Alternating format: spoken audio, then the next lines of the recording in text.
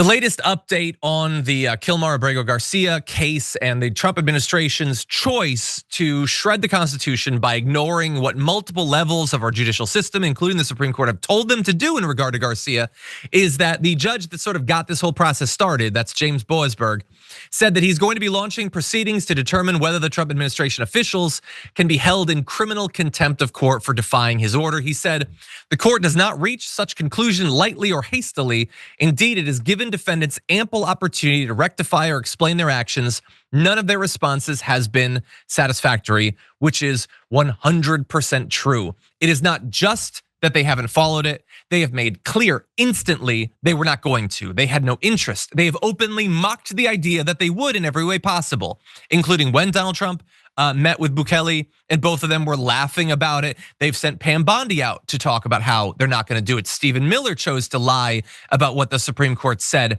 And so I'm glad that Boasberg is doing this. Supreme Court, maybe get ready, because this is coming to you eventually, and you have to decide, are you going to be worth literally anything? Because if you allow him to defy all of these courts, all of these judges on this, not just all of this stuff with the returning, but the initial order to not deport him to El Salvador in the first place, then that's it for you. You're done. Why would he ever follow a single thing that you say? And I know that you're terrified of chastising him, of sending one of them to prison. I know that you're like, well, if we create this line in the sand, then maybe that's when he steps across it. No, if you do not, he's already stepped across it and you are already irrelevant. That's it. The courts will never be worth anything again under Donald Trump.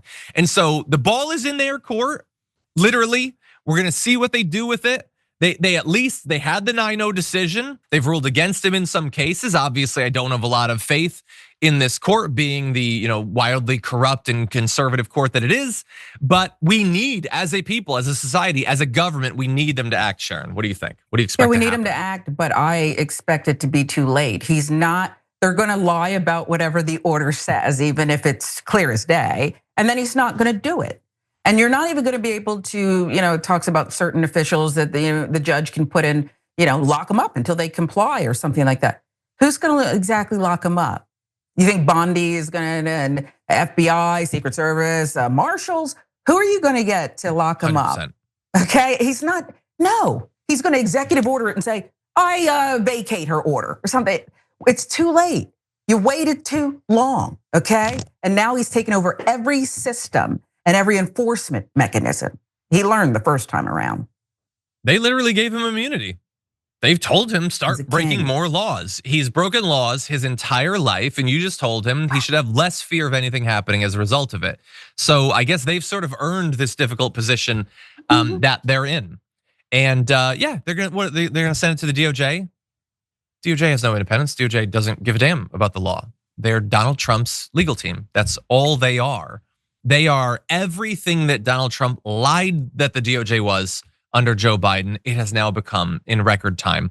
And to give you an example of the other lies that Donald Trump is telling that the Supreme Court should be, I think, a little bit worried about, that he and Stephen Miller are telling, and Bondi as well. Let's jump to this video.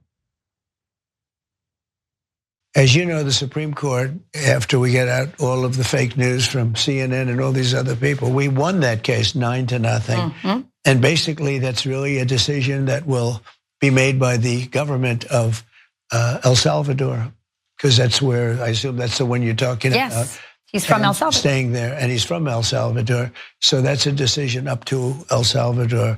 But it's interesting because we won that decision 9-0 in the Supreme Court. And if you listen to the news, you wouldn't know that. Right. You would really have no idea. Fair enough. So it's up to El Salvador. Okay. No, he didn't, and it's not fair enough. He didn't win the case at all. The Supreme Court might not have gone as far as I would have liked to, but 9-0, they said he has to facilitate the return of Garcia. If they had wanted to just say, see what El Salvador does, they could have done that. Would have been a way quicker order. They could have gotten that done in like 5 minutes. They chose not to do that. He is lying about it. And Rachel Campos Duffy, look, I don't want to say that she's lying because who knows if she has any idea what's actually in the order. She's not a serious journalist or anything. She's either stupid or lying, or possibly both. I don't know.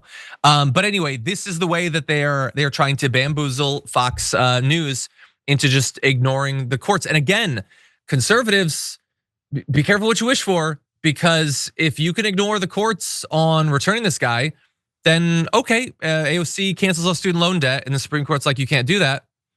Kick rocks. Off with you. Shut the F up. I don't care what you say. Do you have tanks? Do you have planes? No, then you can shut up. I'm canceling it. That's what I'm doing. And in fact, actually, I'm gonna go on an interview with the damage report, and I'm gonna say that we won at 9-0. Whatever, it can be whatever I want. Just gonna lie, okay? What's good for the fascist will be good for hopefully the person that ousts the fascist.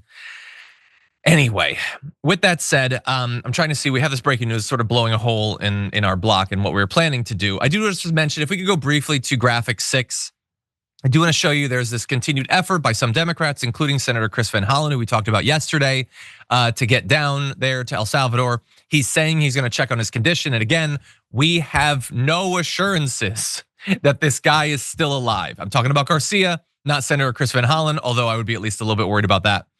And so we'll see what ends up happening with that. And I also just want to get everyone ready.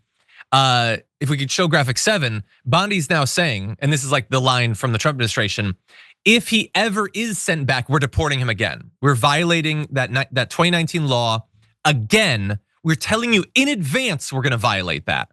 So this isn't just like, oh, well, the court said facilitate, not effectuate. They're saying we're gonna violate that and deport him again. So again, Supreme Court, John Roberts, you gonna do something about this? Because you're looking pretty irrelevant at this point. Anyway, with that said, I want to turn in a slightly different, it's hard to know exactly what the narrative is coming out about the right, because again, they initially admitted that they'd made a mistake, and now they really do seem to like this as a red line that can perhaps finally kill the Supreme Court. Bondi is a willing participant in that. Stephen Miller has never been happier in his life. Again, we have Van Hollen. I would love to see some more Democrats doing something. You even have Van Hollen providing that example, and many of them still are pretty silent about this. You had that anonymous House Democrat saying this is a trap we shouldn't fall into. Let's focus on tariffs. Let's not be distracted by one hairdresser or whatever. Not even understanding which case it is that people are so furious about. If you enjoyed that, then make sure that you never miss another video by subscribing. And if you want a little more, consider hitting the join button and becoming a member. So you're probably wondering, why would I do that? Well, when you do that, you get access to bonus content that I make every single week, and it's a lot of fun. You get custom emojis and more. If you join at tier 3, by the way, you even get access to a monthly member hangout with myself. And you'll get all that going forward, but you'll also unlock years of the back catalog that is literally 100 or more bonus clips and top 10 lists and debates and more. So what are you waiting for?